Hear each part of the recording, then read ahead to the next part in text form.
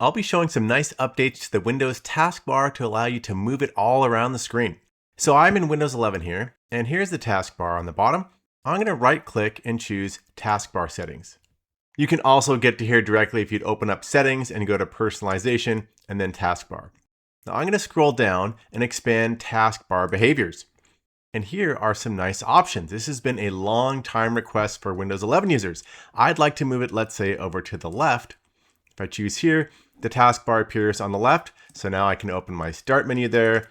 There's my search box or my Explorer or all the other options. It's just over here on the left. If I click top, same thing, Start menu's on the top. Go over on the right, same set of options, and then you can go back to the bottom just like that. The other nice improvement that has been rolling out is the ability to make this really small. So right here, I can say show smaller taskbar buttons, and I have a new option that says always. And if I choose this, the taskbar gets shorter vertically and all the icons are smaller. So this is great for smaller screens, or if you want to save space, everything works the same as it normally does when you click those buttons. You also have the options to just say when the taskbar is full, make it really small, or never. And if you do never, it'll put you back into this state.